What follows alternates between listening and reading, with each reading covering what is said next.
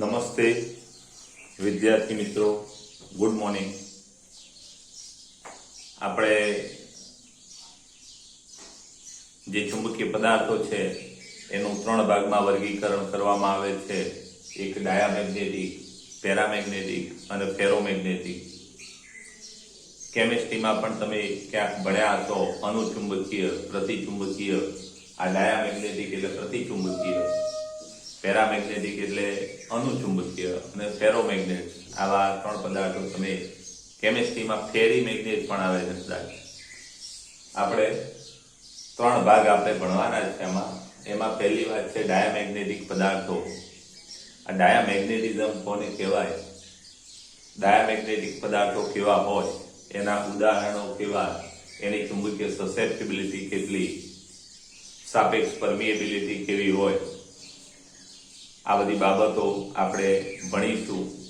ચુંબકીય ક્ષેત્રમાં મૂકવામાં આવે તો કેવું વલણ ધરાવે, પછી અનિયમિત ચુંબકીય ક્ષેત્રમાં મૂકવામાં આવે તો એ કઈ દિશામાં ગતિ કરે, ચુંબક વડે આકર્ષાય કપાકર્ષાય, એના ઉદાહરણો. અને એક બીજી વાત એમાં આવે છે વધારાની, સુપર કંડક્ટિવિટી અથવા સુપર કંડક્ટર. તો આ ડાયામેગ્નેટિક પદાર્થો એ એવા પદાર્થો છે કે એને બાહ્ય ચુંબકીય ક્ષેત્રમાં મૂકવામાં આવે તો એ પ્રબળ ચુંબકીય ક્ષેત્રથી નિર્બળ ચુંબકીય ક્ષેત્ર તરફ જવાનું વલણ ધરાવે. માનો કે આવું કોઈ ચુંબકીય ક્ષેત્ર આપણે રાખ્યું હોય અનિયમિત, અહીંયા દેખાય છે જમણી બાજુ ચુંબકીય ક્ષેત્રની પ્રબળતા વધતી જાય છે. અને આવા અનિયમિત ચુંબકીય ક્ષેત્રમાં જો આ ડાયામેગ્નેટિક પદાર્થ મૂકવામાં આવે તો પ્રબળ ચુંબકીય ક્ષેત્રથી નિર્બળ અથવા નબળા ચુંબકીય ક્ષેત્ર તરફ જવાનું વલણ ધરાવે.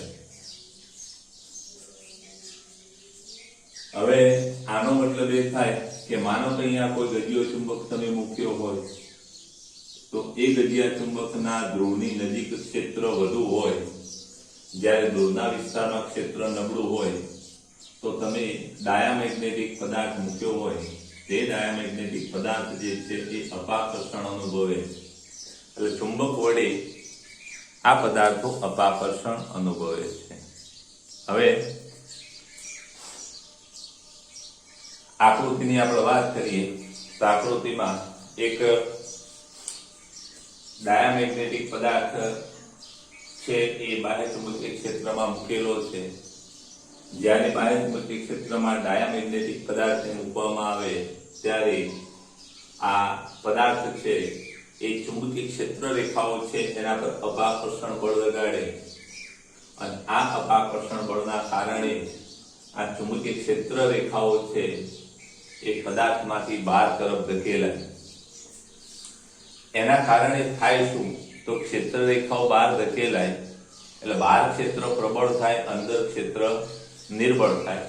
એટલે આપણે એમ કહી શકીએ કે પદાર્થના અંદરના ભાગમાં ચુંબકીય ક્ષેત્ર બહારના ભાગના ચુંબકીય ક્ષેત્ર કરતા ઓછું હોય છે અથવા ઘટે છે.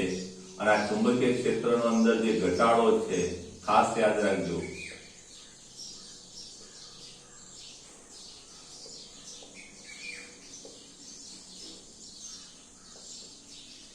કેટલાક ડાયામેગ્નેટિક પદાર્થોમાં આ જે ઘટાડો છે એ 10⁵ માં 1 ભાગનો.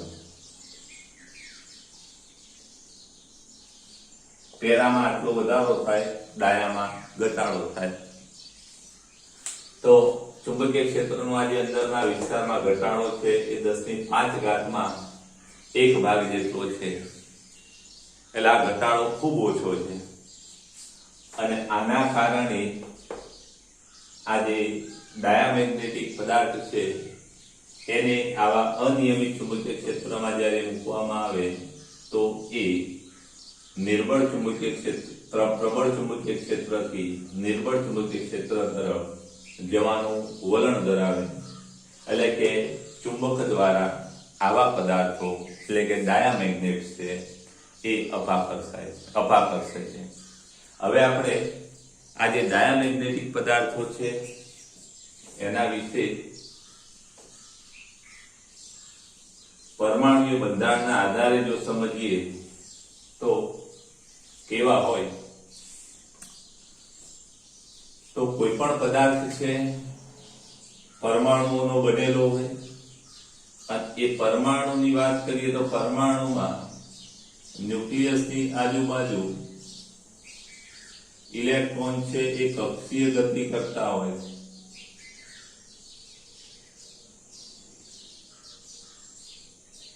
કોઈ પણ પરમાણુની આજુબાજુ ન્યુક્લિયસની આજુબાજુ કોઈ પણ પરમાણુમાં ન્યુક્લિયસની આસપાસ ઇલેક્ટ્રોન કક્ષીય ગતિ કરતા હોય છે. હવે આ ઇલેક્ટ્રોનની કક્ષીય ગતિના કારણે ઇલેક્ટ્રોન આમ કક્ષીય ગતિ કરે એટલે કે વર્તુળ ગતિમાં કોણીય વેગમાન ભણ્યા હશો L = r × p. આ વર્તુળ ગતિના કારણે આ દરેક ઇલેક્ટ્રોન છે અથવા તો કક્ષીય ગતિના કારણે આ બધા જ ઇલેક્ટ્રોન છે એ કોણીય વેગમાન ધરાવે. એ ઉપરાંત આપણે વાત કરીએ તો આ ઇલેક્ટ્રોનની કક્ષીય ગતિના કારણે શું રચાય, તો કે વિદ્યુત પ્રવાહ ગાળા રચાય.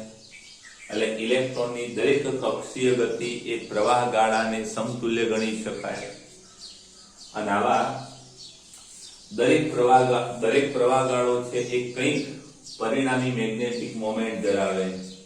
એટલે આવા દરેક પ્રવાહ ગાળાની ચુંબકીય ચાક માત્રા અથવા તો ચુંબકીય ડાયપોલ મોમેન્ટ, જેને આપણે મેગ્નેટિક ડાયપોલ મોમેન્ટ કહેવામાં આવે છે અથવા મેગ્નેટિક મોમેન્ટ પણ વપરાય છે એના માટેનો શબ્દ. એટલે દરેક ઇલેક્ટ્રોનની કક્ષીય ગતિ એ શું ધરાવે છે? મેગ્નેટિક મોમેન્ટ ધરાવે. હવે આ ડાયામેગ્નેટિક પદાર્થ છે, ખાસ યાદ રાખજો, બહુ ડાયા છે. અને ડાયામેગ્નેટિક પદાર્થમાં આ જુદા જુદા ઇલેક્ટ્રોનની મેગ્નેટિક મોમેન્ટના સદિશ સરવાળો કરવામાં આવે તો પરમાણુની કુલ મેગ્નેટિક મોમેન્ટ 0 હોય છે. ખાસ યાદ રાખજો, ડાયામેગ્નેટિક પદાર્થમાં પરમાણુઓ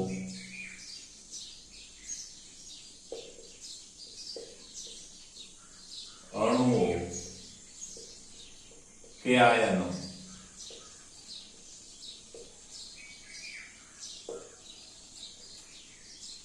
કાયમી મેગ્નેટિક મોમેન્ટ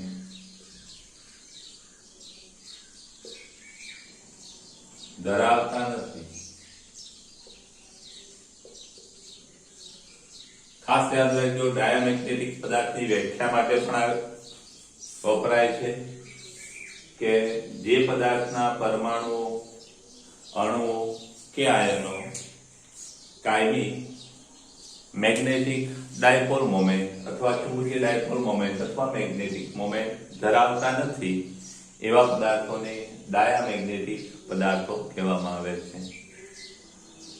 તો આ પદાર્થના પરમાણુઓ છે ભલે ઇલેક્ટ્રોન કક્ષીય ગતિ કરે, ઇલેક્ટ્રોનની મેગ્નેટિક મોમેન્ટ ભલે રહી, છતાં પણ પરમાણુની પરિણામી મેગ્નેટિક મોમેન્ટ 0 હોય છે. હવે જ્યારે આવા ડાયામેગ્નેટિક પદાર્થને ચુંબકીય ક્ષેત્રમાં મૂકવામાં આવે ત્યારે પરિસ્થિતિ શું થાય જરા જોઈએ. કે જ્યારે આવા ડાયામેગ્નેટિક પદાર્થને બાહ્ય ચુંબકીય ક્ષેત્રમાં મૂકવામાં આવે એટલે થાય શું કે કોઈ પરમાણુ છે એમાં કેટલાક ઇલેક્ટ્રોન આ રીતે ભ્રમણ કરતા હોય, કેટલાક ઇલેક્ટ્રોન આ રીતે ભ્રમણ કરતા હોય. ઇલેક્ટ્રોન આ રીતે ભ્રમણ કરતા હશે તેનો પ્રવાહ ગાળો આવો થશે અને એ પ્રવાહ ગાળાની મેગ્નેટિક મોમેન્ટ આ દિશામાં હોય અને આ દિશામાં ફરતા હોય તેની મેગ્નેટિક મોમેન્ટ આ દિશામાં હોય.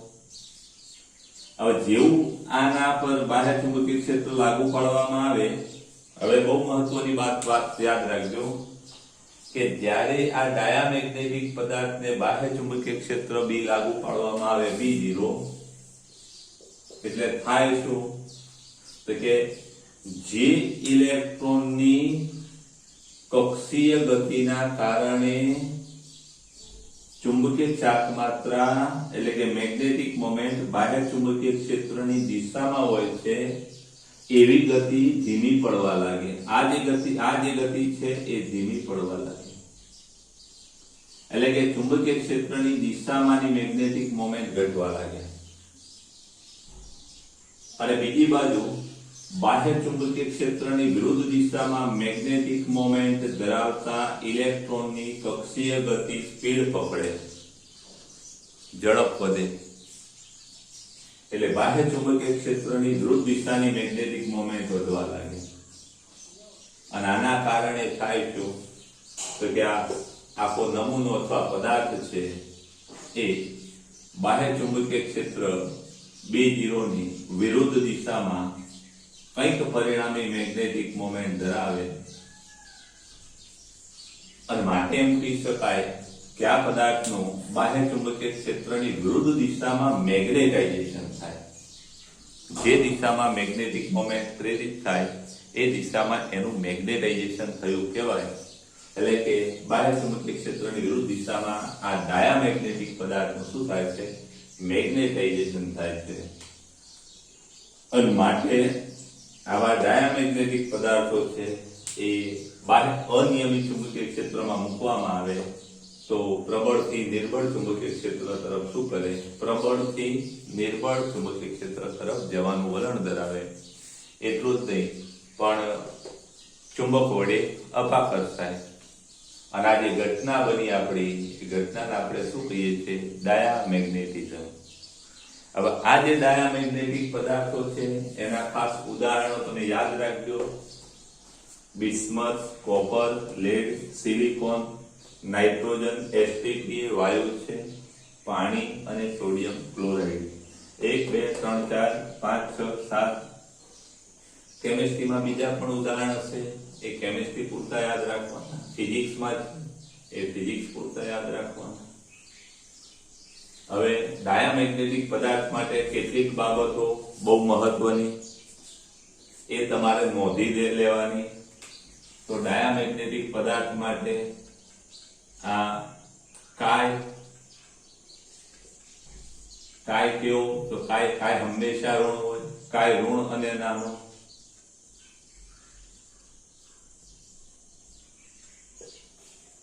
એટલે કે -1 less than or equal to 5 less than 0. ઋણ છે. કાયનું ઓછામાં ઓછું મૂલ્ય -1 હોય એટલા માટે અહીંયા નાનો શબ્દ વાપરેલું છે.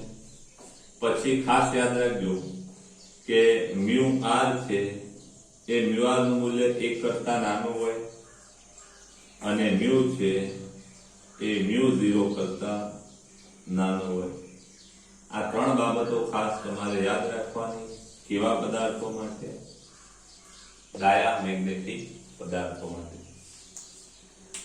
હવે ડાયામેગ્નેટિક પદાર્થોમાં એક સરસ વાત છે સુપર કન્ડક્ટિવિટી અથવા તો સુપર કંડક્ટર. આનો જરા સ્ક્રીનશોટ તમે લઈ લેજો.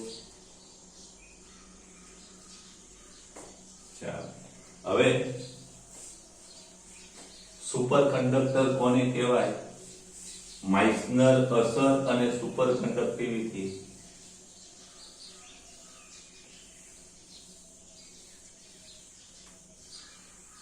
માઇસનર એને મિઝનર પણ કહેવાય છે. શબ્દ તમારો મિઝનર છે, ખાસ યાદ રાખજો.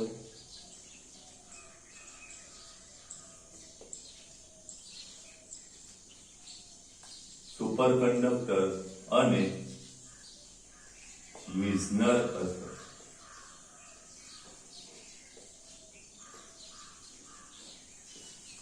તો હું જરા એક આકૃતિ દોરી સમજાવવાનો પ્રયત્ન કરું છું કે આ જે સુપર કંડક્ટર છે એ કેટલીક ડાયામેગ્નેટિક ધાતુઓ છે અને આ ડાયામેગ્નેટિક ધાતુઓ આ સુપર કંડક્ટર તરીકે વર્તતી હોય છે. ક્યારે? તો ખૂબ નીચા તાપમાને કેટલીક ડાયામેગ્નેટિક ધાતુઓ એ સુપર કંડક્ટર તરીકે વર્તે છે. હવે ખાસ ધ્યાન રાખજો કે આપણો આ ડાયામેગ્નેટિક પદાર્થનો આ પદાર્થ છે આપણો ડાયામેગ્નેટિક અને એને બાહ્ય ચુંબકીય ક્ષેત્ર આપણે લાગુ પાડીએ.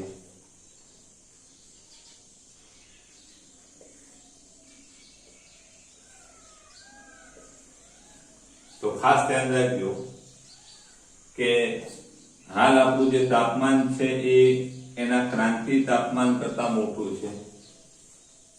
હવે જો તાપમાન ઘટાડવામાં આવે, ખાસ યાદ રાખજો આ પદાર્થ આપણો છે એ ડાયામેગ્નેટિક છે. પદાર્થ એટલે આ જે પદાર્થો છે એ સુપર કંડક્ટર છે, એ નીચા તાપમાને ડાયામેગ્નેટિક પદાર્થો છે. આપણે હાલ નીચું તાપમાન નથી રાખ્યું, એના ક્રાંતિ તાપમાન કરતા ઊંચું તાપમાન રાખ્યું છે. હવે જ્યારે આ ડાયામેગ્નેટિક પદાર્થ બાહ્ય ચુંબકીય ક્ષેત્ર B0 છે અને આમાં B શૂન્ય નથી, અશૂન્ય છે. આ ચુંબકીય ક્ષેત્ર અંદરથી દાખલ થાય છે. હવે આ જે ડાયામેગ્નેટિક ધાતુ છે એનું તાપમાન ઘટાડવામાં આવે તો જેમ જેમ તાપમાન ઘટે એમાં ચુંબકીય ક્ષેત્ર રેખાઓ બહાર ધકેલાતી જાય અને જ્યારે તાપમાન T એ ક્રાંતિ તાપમાન કે એના કરતા નીચું જાય ત્યારે આ બધી જ ચુંબકીય ક્ષેત્ર રેખાઓ છે એ એમાંથી બહાર ધકેલાઈ જાય.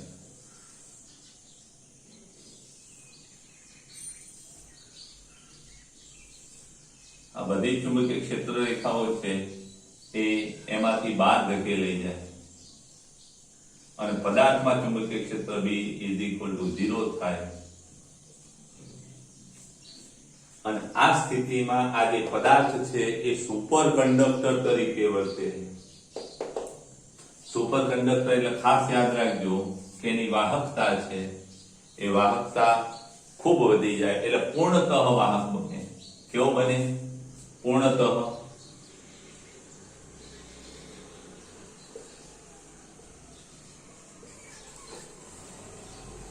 એટલે એની વાહકતા અનંત જેવી થઈ જાય એટલે પૂર્ણતઃ વાહક બને. એટલે અવરોધ લગભગ શૂન્ય થઈ જાય અને પૂર્ણતઃ ડાયામેગ્નેટિઝમ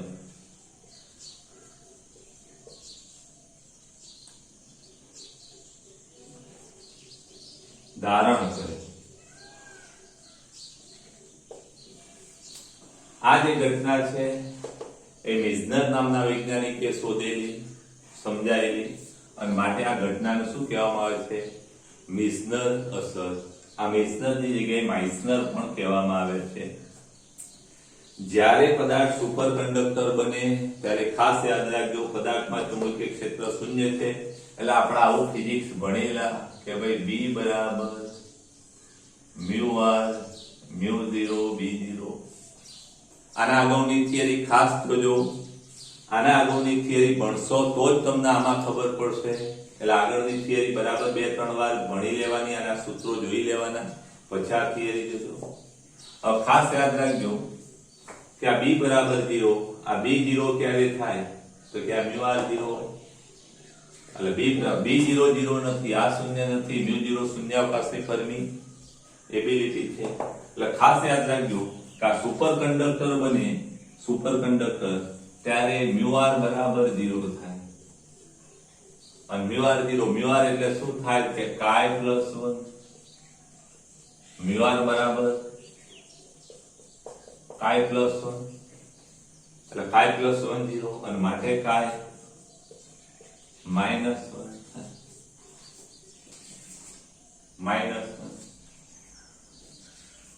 એટલે ખાસ યાદ રાખજો. આપણે ટેક્સ્ટમાં છે એટલી આમાં વાત કરી હોય તેવું કહી શકાય કે આ સુપર કંડક્ટર એ કેટલીક નીચા તાપમાને ડાયામેગ્નેટિક ધાતુઓ છે જેમની વિદ્યુત અથવા જેઓ પૂર્ણતઃ વાહક બરાબર છે. જ્યારે ડાયામેગ્નેટિક પદાર્થ ચુંબકીય ક્ષેત્રમાં મૂકેલો હોય અને એનું તાપમાન ખૂબ નીચું કરવામાં આવે ત્યારે અથવા ખૂબ નીચા તાપમાને એ પદાર્થના અંદરના વિસ્તારમાં ચુંબકીય ક્ષેત્ર શૂન્ય થઈ જાય છે. એટલે કે પૂર્ણતઃ ડાયામેગ્નેટિક બની જાય છે અને પૂર્ણતઃ વાહક બને છે. જ્યારે પદાર્થ સુપર કંડક્ટર બને ત્યારે chi બરાબર -1 હોય છે, μr બરાબર 0 હોય છે. અને પદાર્થમાંની બધી જ ચુંબકીય ક્ષેત્ર રેખાઓ બહાર ધકેલાઈ જાય છે. આ જે ઘટના છે એ મિઝનર નામના વૈજ્ઞાનિકે શોધેલી અને માનવીને મિઝનર અસર પણ કહેવામાં આવે છે. અને આનો ઉપયોગ ક્યાં થાય છે? તો આનો ઉપયોગ જે ઝડપી ટ્રેનો હોય છે એ ઝડપી ટ્રેનોમાં આનો ઉપયોગ થાય છે. બરાબર. ચુંબકત્વથી ઉચકાઈ અને ટ્રેન ચલાવવાની હોય તેવી ચુંબકત્વથી ઉચકાઈતાથી ઝડપી ટ્રેનોમાં આ સુપર કંડક્ટિવિટીનો અથવા સુપર કંડક્ટરનો ઉપયોગ થતો હોય છે. ખાસ યાદ રાખજો, ડાયામેગ્નેટિઝમની વાત છે. ડાયામેગ્નેટિઝમ દરેક પદાર્થોમાં જોવા મળે છે, પણ ડાયામેગ્નેટિક પદાર્થમાં એની અસર દેખાય છે, જ્યારે પેરામેગ્નેટ અને ફેરોમેગ્નેટમાં આ ઘટના જોવા મળતી હોવા આ ઘટના બનતી હોવા છતાં આપણે અનુભવી નથી શકતા. એનું કારણ એ કે પેરા અને ફેરોમેગ્નેટમાં પેરામેગ્નેટિઝમ અને ફેરોમેગ્નેટિઝમની અસર ડાયામેગ્નેટિઝમ કરતાં વિશેષ હોય છે, વધુ હોય છે, અને માટે આ જે ડાયામેગ્નેટિઝમની અસર છે એ ડંકાઈ જાય અને આપણને પેરામેગ્નેટિક અને ફેરોમેગ્નેટિક અસરો છે એ જ આપણને દેખાય. એટલે આ ડાયામેગ્નેટિઝમ દરેક પદાર્થો ધરાવતા હોય છે, પણ જે પ્રોપર ડાયામેગ્નેટિક પદાર્થો છે એમાં જ આપણે આ ઘટના જોઈ શકીએ છીએ. આના પછીના લેક્ચર પેરામેગ્નેટિક અને ફેરોમેગ્નેટિક છે. એક જ લેક્ચરમાં આ બધા છે, એટલે એ બધા તમે બહુ શાંતિથી જોજો. પણ આના અગાઉના લેક્ચર તમે જોઈ લેજો, આના અગાઉનું લેક્ચર ખાસ જોઈ લેજો. અને આ પ્રશ્નોમાં ખાસ અહીંયા પાટિયામાં લખેલી બાબતો છે એટલી વસ્તુ તમારે ખાસ યાદ રાખજો. આકૃતિઓ જરૂરી નથી, આટલી વાત તમે નોંધી દેજો, સ્ક્રીનશોટ લીધી લેજો.